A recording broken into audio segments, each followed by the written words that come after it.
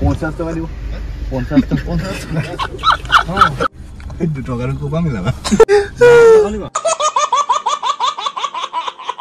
ৰাস্তাৰ দুৰ্গতি দেখিছে নে মই ইনে নকওঁ নহয় অসম দেশৰ বিকম কথা বুলি দ পথাৰৰ দৰে আপোনালোকে পথাৰত ভুৰ ৰুব নালাগে মানে কঠীয়া ৰুব নালাগে পথাৰত ইয়াতে ৰুবহি নেকি গাড়ী কিনাসকলে বুজি পাইছে মই সেইকাৰণে কৈছো 5 বছৰ পাছত গাড়ী কিনক অন্তত নট বল গিটা ঠিকে থাকিব বাৰু গৈ থাকো বলক আগলৈ 28 জুনৰ ৰাতিৰ কথা মানে মুলৈ ঘপককৈ এটা ফোন আহে ফোনটো দাঙি গম পালো পেটুৱা দাই ফোন কৰিছে কৰবাত যায় হেনো মই কলৈ যাব কি কৰিব একোই নাজানো গতিকে ৰাতি ধুনীয়াকে শুই থাকিলো ৰাতিপুৱা ফোনটো ইমানে বাজিছে মই এই ভীষণ বৰষুণৰ বতৰটো ভাত খাই পেট শকত কৰিবলৈ থাকিলে সিধাই টপককৈ উঠি খপককৈ আহিলো কলৈ যাম কি কৰিম একোই নাজানো মুঠতে অলৈতলৈ যাত্ৰাৰ আৰম্ভণি কৰো আহক আমি এটা মথাৰীৰ ওপৰে যাব লাগিব আৰু অংকুৰক লব লাগিব মানে আমাৰ নম্ৰ তেখেত পধুলি মুখতে ৰৈ আছে গতিকে এখেতক উঠাই লওঁ আৰু নানা ৰঙৰ নানা কথাৰে মুখৰ মহলা মাৰি মাৰি আমি পাওঁগৈ ভদ্ৰৰ পধুলিত কি এক সংস্কাৰ কান্ধত অসমীয়াৰ স্বাভিমান অলপ দূৰ আগত গৈ ভদ্ৰকান্ত পেটুৱাদা আৰু তামুলী কাইদক বহাই লৈ আকৌ যাত্ৰা 50 টাকা দিব 50 টাকা বেছিকে দি দিও দুটো কাৰা বেছিকে দি দিও টাকা কোপা মিলাবা ৰাতিপুৱা তেলিপুৰ আমাৰ এই তেলিয়া মানুহকেইটা বেহুচ আগৰো চামগে কেনেকৈ তাত ফাইদাত পৰি ভাবিছে কি হৈছে তো বলক গৈ থাকো কলৈ যাম নাজানো কলৈ যাম ঐ পেটুৱা নমলিগড় তো গৈ থাকো বলক বেছি কথা পাতা নাই পাতো একদম ধুই থাকে কাজিৰঙা মান্দু বঢ়িয়া অসম দেশৰ বিখম কথা কৈ মই একদম পুৰা ভাগৰি গৈছো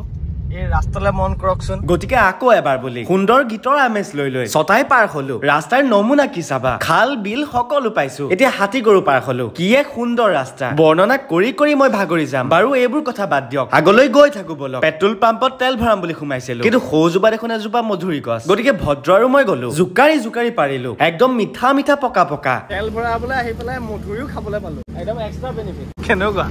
মজা একদম পুৰা এক্সট্ৰা বেনিফিট লগত এটা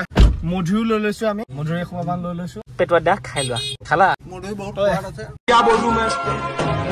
बोलूं क्या আমি যাত্ৰাটো আগবাঢ়ি যাওঁ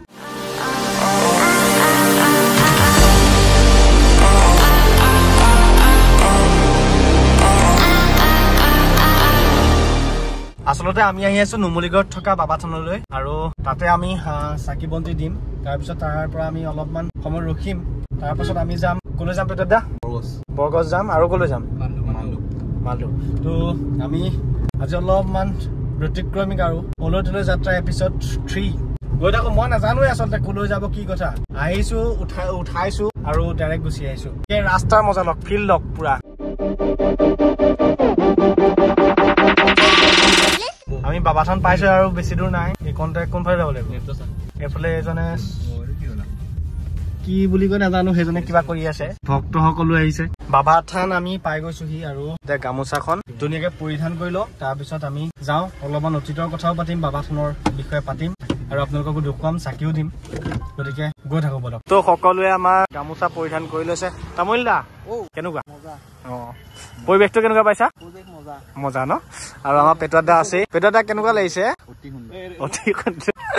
বাকি গৈ ভিতৰত লগ পাই আছো বলক লাহে লাহে পবিত্ৰ ভাৱেৰে আমি সকলো আগবাঢ়িলো বাবাৰ অলপমান আশীষ বিচাৰি এই গেটখনৰ ভিতৰেদি সোমাই যাব লাগিব যিহেতু আজি সোমবাৰ বহুতো ভক্তৰ আগমন ঘটিছে তাতে আকৌ পবিত্ৰ শাওন মাহো একদম পুৰা মানুহ আগলৈ চাবনে পাছলৈ চাব খুৱে বাৱে মাথো দোকান মন্দিৰ ভাগে পিছে কৰ্ম সংস্থাপনো দিছে চাকি বন্তি সকলো লৈ আহিছো গতিকে ইয়াত লবলৈ আৰু প্ৰশ্ন নুঠে প্ৰথমে আমাক স্বাগতম জনালে ভগৱান শিৱৰ বাসন নন্দীৰ এটা প্ৰতিমূৰ্তিয়ে ওচৰতে পিছে এটা জীৱন্ত হাতীও আছিল হাতীৰ কথা শুনি আমাৰ পেটুৱাত যায় কিবা এটা দি থৈ আহিল কি সুন্দৰভাৱে মালিকক দিছে চাওকচোন এটা জীৱক আপুনি মৰম কৰক আপোনাক সি কোনো দিনেই নাপাহৰে কিন্তু তাৰ বিপৰীতে আপুনি মানুহক মৰম কৰকচোন কাপোৰ খলো আদি স্বভাৱ খলাব বাৰু গণেশ বাবাৰ পৰা অলপমান আশীৰ্বাদ লৈ ললো আৰু মন্দিৰৰ ভিতৰলৈ যাবলৈ ললো বাবাথানৰ অলপমান অতীতলৈ যাওঁ বলক প্ৰায় 1700 ১৪১৩ তেতিয়াই বাবা থানৰ প্ৰতিষ্ঠা হৈছিল প্ৰতিষ্ঠাপক আছিল স্বৰ্গীয় পীতাম্বৰ কন্দলী অনন্ত কন্দলী বংশধৰ এইজনা সাধক কোনো কাৰণবশতঃ মুহুৰা মুখত বাস কৰিছিল তেতিয়া এদিন সপোনত দেখিলে ভগৱান শিৱ এজন অৱতাৰী পুৰুষৰ ৰূপ লৈ স্নান কৰাৰ ইচ্ছা প্ৰকাশ কৰি অন্তৰ্ধান হয় পাছদিনা পীতাম্বৰ কন্দলীৰ পুত্ৰ লোহাই কন্দলীয়ে 10 মাইল হাবিৰ সুৰুঙাৰে গৈ সপোনৰ স্থলীত উপস্থিত হৈছিল আৰু বেদীপীঠ সহ শিৱলিংগ ভৈৰৱ গণেশ আৰু বিষ্ণুৰ মূৰ্তি দেখিবলৈ সক্ষম হৈছিল পৰৱৰ্তী সময়ত আটাইকেইটা মূৰ্তি ধনশ্ৰী নৈ পাৰৰ পৰা স্নান জলানি স্নান কৰোৱাই ১৭১৩ ফাগুন মাহৰ কৃষ্ণা চতুৰ্দশী তিথিত খেৰৰ এখন চালিৰে আবৃত কৰি পূজা অৰ্চনা কৰিবলৈ লয় বলি দিবলৈ সপোনত লাভ কৰা 5 খণ্ডা এতিয়াও সংৰক্ষিত হৈ আছে এই ঐতিহাসিক বাবা থানত ইয়াৰ বিষয়ে অলপমান কলো আপোনালোকক এতিয়া আকৌ যাব লৈছো আমি দেওপাহাৰলৈ এয়া দেওপাহাৰ আমি ইয়াৰ ওপৰত এতিয়া উঠিব লাগিব গাড়ীখন ৰখাই লওঁ তাৰপিছত ধুনীয়াকৈ উঠি আছো 300 কিমানটা ষ্টেপ ন তো গাড়ীখন আমি তাতে পাৰ্ক কৰি লওঁ তাৰপিছত আমি গৈ আছো গাড়ীখন বিন্দাসকে ৰখাই ললো কি এক সুন্দৰ পৰিৱেশ মনটো একেবাৰে শীতল হৈ পৰিল কিন্তু শীতল এইবাৰহে দেখাব মানে 300 কিমানটা ষ্টেপ বাৰু ভদ্ৰৰ পাছে পাছে ময়ো গলো হোৱাই হৈছে দেওপাহাৰ য'ত ইতিহাসৰ বহুতো কথা লুকাই আছে যি মই আজি খুচৰি উলিয়াম গতিকে পেটুৱাদাৰ পাছে পাছে গলো এতিয়া পেটুৱাদা চিন্তিত হৌ তালৈকে কেনেকৈ যাব মই বোলো তই চিন্তা নকৰিবি আজি কিজানি তোৰ পেটটো কমিয়ে যায় পেটুৱাদাৰ কথা বাদ দিয়ক মোৰেই মছলা বাহিৰ হৈ গৈছে ৰম বুলি ভাবিছিলো কিন্তু আগত ছোৱালী দেখি ময়ো বাপেকে ধুই ধাই পলালো মছলা বাহিৰ হৈ গৈছে উঠি গৈ থাকোঁ বলক প্ৰায় আধা দূৰ আহিলো একদম পুৰা এফালে ধুনীয়া নাজাৰাও দেখিছো কিন্তু হাল বেহাল হৈ গৈছে বাৰু আৰু ওপৰলৈ যাব লাগিব বলক